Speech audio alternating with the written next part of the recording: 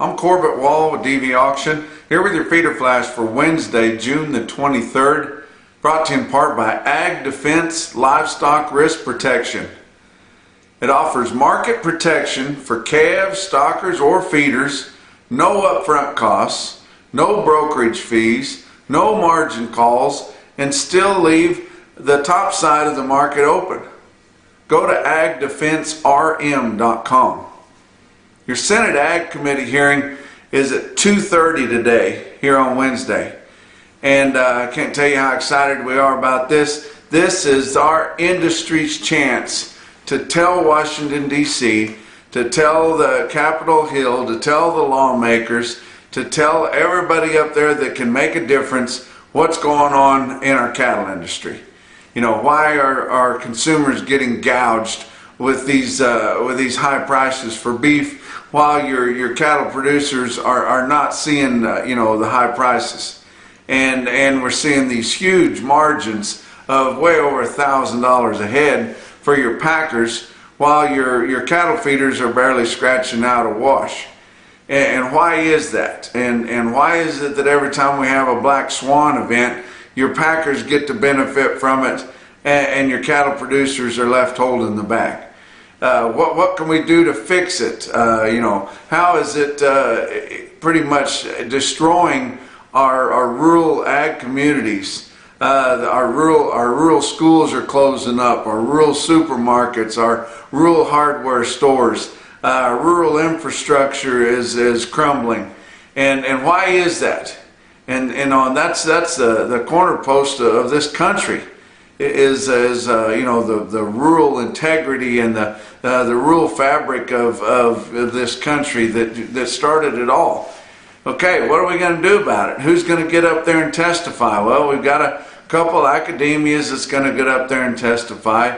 We've got a representative from a big ag blender, or I should say a monstrous ag blender.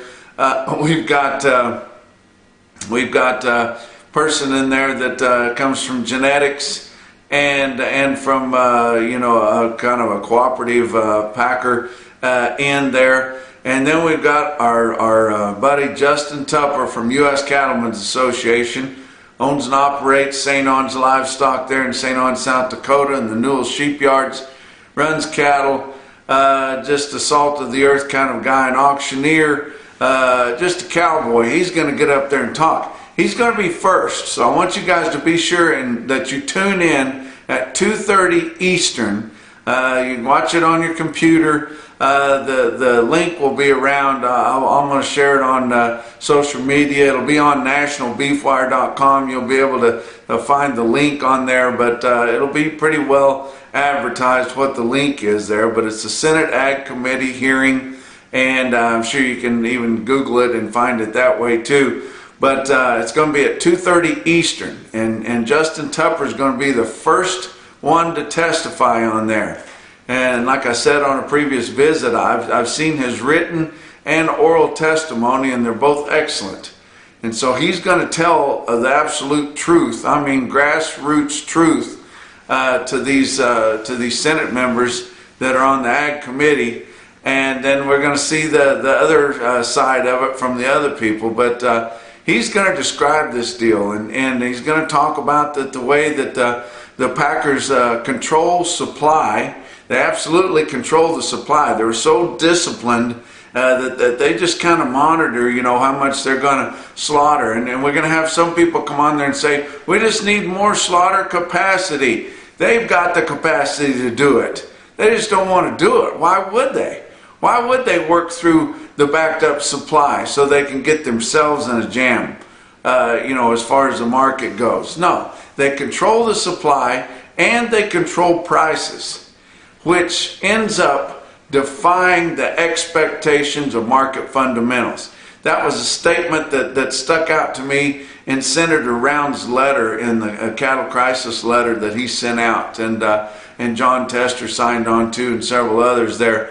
But it ends up defying the expectations of market fundamentals. And you say, what does that mean? Well, let's just take Tuesday, for instance. So they're trying to buy cattle in Nebraska they're having to give 126, and nobody's wanting to take it. 126 and a half was the only trade that we had confirmed. Likely there was some 126, but your packers are resisting that 126, so they can go down into Kansas and buy some cattle a buck or two cheaper, and then they buy those cattle and then spend maybe $3, $4, $5, $6 trucking them up to Nebraska. And you think, well, that's foolish. Why would anybody do that? They're doing that to keep that base price low for all the sweetheart deals and the lion's share of the cattle selling on one of those formulated deals or on a grid that's using that base price. So they use it to keep that low. That is what we mean by defying expectations of market fundamentals. That's the definition of it right there. And American Meat Institute went in and contradicted that, but they just want things to stay the way they are. They've all got greasy palms, and they're all on the take. Another statement that I thought really hit home to what's been going on here, and they're going to address that as they do make the testifying up there on Capitol Hill. There is a statement that I got from a good friend, Tommy Donnell, who's been in the cattle business, been in the animal health business for a long time, and really has a good grasp on the industry. But he shared with me a statement that I thought really hit home. And he said, secrecy agreements are the weapons that corporate America uses to consolidate every industry. And we weren't even talking about the cattle industry when he said that. But it's absolutely true. And you talk about these sweetheart deals, these formulated deals that they negotiate maybe once a year or so. And it's got all this secret stuff in there, and they're giving them, some dollars around over here and a dollar here, and then maybe a couple under the table, and it's all a secret deal. Well, the Deb Fischer bill, the Cattle Market Transparency Act, would pull the covers back and offer a library of all of these sweetheart deals, and so people could see what's actually going on. But I'll repeat that statement that he shared with me. Secrecy agreements, sweetheart deals, are the weapons that corporate America, your big corporate feeders, use to consolidate every industry. So they're with the corporate feeders and the corporate packers. That's what they're using to consolidate every industry. And I don't think you could say anything that is more poignant and more right to the fact and descriptive of what's going on in this industry. And we've got to get something done about it. Here is our chance to do it. I know of one guy on there that's going to testify that's got the stones to tell the truth. And I think it'll be even better when they go through the 2-hour question and answer deal. But it's going to be very interesting to see that happen. I wish that we could just show a couple of these charts that I stole from my good buddy Ed Serwin there at CZ Analytics. And you look at these charts, and if they're not just so blatant in what's going on here, you look at your formula fed cattle purchase type as a percentage over the years. And you look at that, and you look how the formula fed cattle purchase type has just grown and grown in all of your major cattle feeding areas.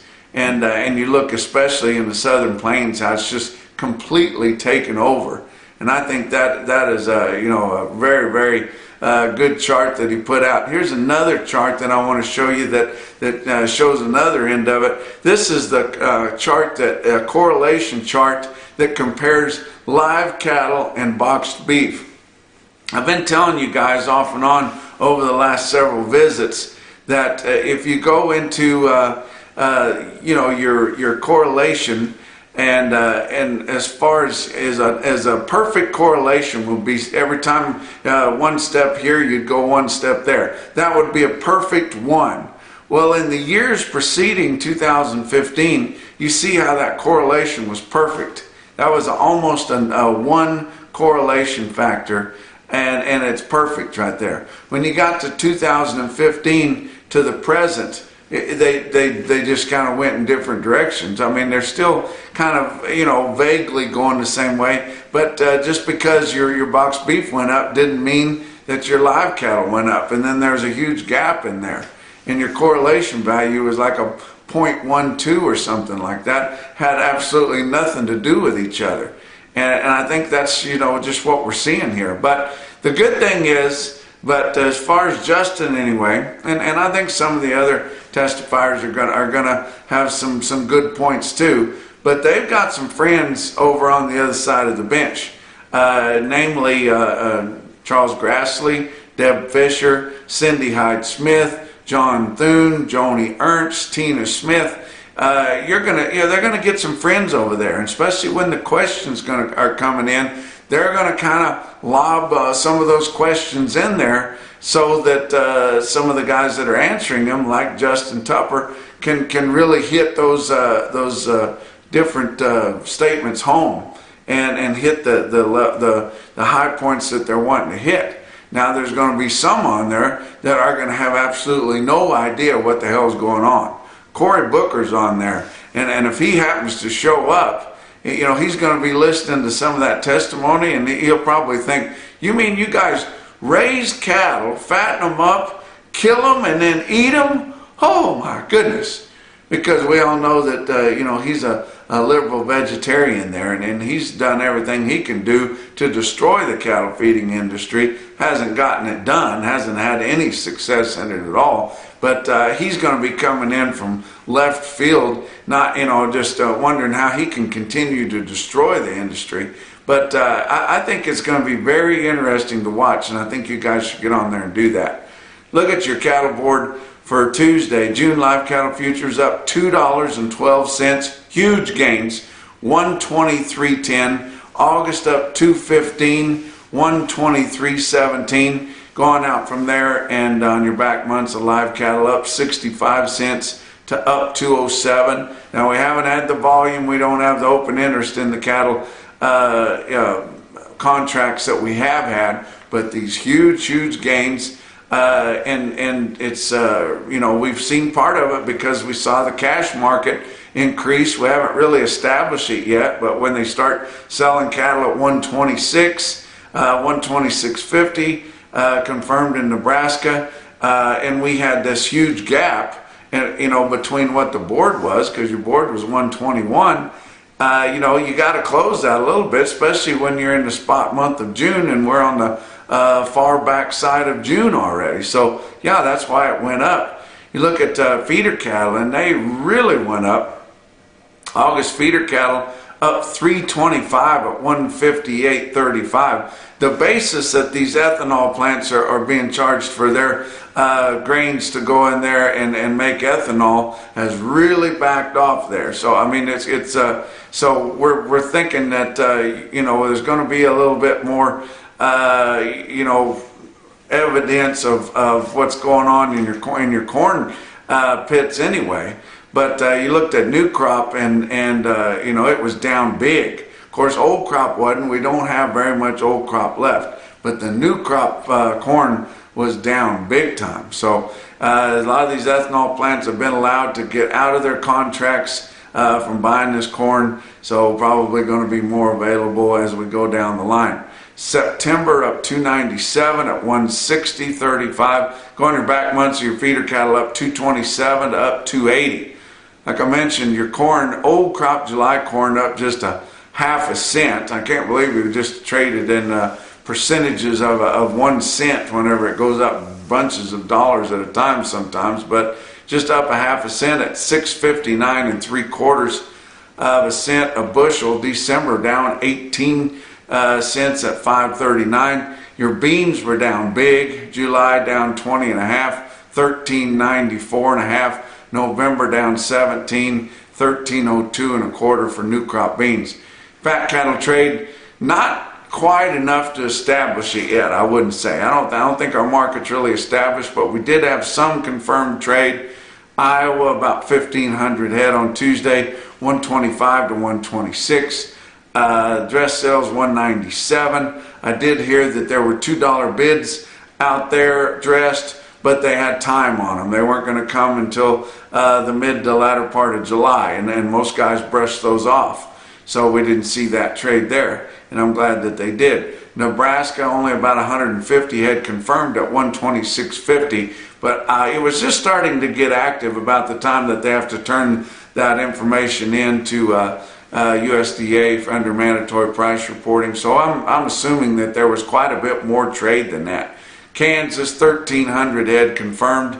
Somebody gave in at 120, but most of the trade was 125 to 126. And some of those cattle heading north. Texas, about 700 head, and that was all the cash pool that Consolidated Beef Producers does. 739 head of those. Best sealed bid for the Texas cash pool was 122. It'll likely end up being better than that later on this week. Box beef cutout values down big again, especially on the choice. Choice cuts 315.75 down 545. Select down $1.71 at 279.75. Your slaughter just for the first 2 days of the week, but starting to pull away from a week ago and a year ago. 239,000 was 2,000 more than last week, 6,000 more than a year ago. What else is going on? I hope you guys take a look at Duncan Smith from Missouri there at Missouri Farm and Home Realtor. He's got another cattle grass farm for sale there. A 500 acre or near about 500 acre grass farm there south of Mountain Grove, Missouri. That's south central Missouri there, and that is cattle country, guys. You can run a lot of cattle on a grass farm like that. It's got good fencing all the way around and cross fencing. Got a good a lot of hay meadows in there, ample water on it, and a lot of stock ponds and pipe working facilities. Get all that for just under $1.5 million, guys. Be a pretty good investment, even if you weren't in the cattle business. But go in there and check that out. How about your feeder cattle market? Your real-time index on DV auction late in the day on Tuesday at 143.65. That was up another 56 cents. Some of your big sales around the circuit. Ozarks Regional Stockyard, and that'd be just south of Mountain Grove. But Ozarks Regional Stockyard, West Plains, Missouri, had over 5,000 head through the ring. Had a little over 400 head on the in-house video that they're getting where they do just about every week. Getting along great with that. Look at the trends here. Feeder cattle in West Plains, $3 to $7 higher, with spots as much as $10 higher. And that's from market man Dan Hill there. I helped train him, and I know he knows what he's doing. Your calves in West Plains, $3 to $9 higher, spots as much as $12 higher in West Plains. Had a really smoky sale in West Plains, Missouri at Ozarks Regional. Said they had a good crowd there. It's been a little bit cooler. Attitudes were better, and then just overall, just all around great sale there in West Plains, Missouri. Another place had a pretty good sale. Lighter receipts, but going to have a big sale next week. Fredonia, Kansas, Fredonia Livestock there. Brad Hahn there, my buddy, he just had about 1,000 feeders there, but wanted me to tell you guys about a big off-grass special that he's going to have next week, and expects to have, among the other offerings he's going to have in there, 40 straight loads of feeding cattle in there weighing 700 to 900 pounds, 1,500 spayed heifers, guys. But big sale next week. But I tell you what, he had a hell of a sale this week on just a moderate run. Fred Still had his cattle there, sold 2 big drafts of feeding steers, and they had to have been just as even as peas in a pod. He had 109 head, weighed 883 at 144.10, and 109 head that weighed 884 at 144 and a quarter. That'd be a hell of a sale there, guys. How about some of your other sales in there? How about Kimball Livestock Exchange in Kimball, South Dakota? That's actually the hometown of Justin Tupper there. You know, his dad was in the sale there years ago. But they had a hell of a sale. Look at these quotes from Kimball Livestock Exchange. Loads of 8-weight steers there. And very impressive. They were all, running in there in the middle 40s and higher. And then they had this string of 9 weights, 235 head, 973 pound steers bring 140, 50. But the best quote that I saw anywhere, and the best sale probably that I saw anywhere, was up in No Man's Land, Oklahoma at Beaver County Stockyards, Beaver, Oklahoma. Look at these load lots of 9-weight steers. Unbelievable. Unbelievable. Look at them. You won't see these kind of quotes anywhere else. And I've heard from several buyers around the circuit all the way up into the Midwest. The buyers that are stretching out this week are your big corporate feeders, and a lot of them in the Southern Plains. They're the ones that are stretching out. They need some cattle. They think this thing's going to get pretty good, and they got their packer partners are telling them, get some cattle in there. We got to fill these pens because we're going to be needing some cattle down the line. But man, look at this. Beaver, Oklahoma, all these load lots of 9-weight steers, and there was a jillion of them, all selling up there in the mid-140s. And then look at this one quote at the bottom, 61 head, 912 pound steers, bring 156 bucks. Beaver County Stockyards. That's your feeder flash for Wednesday.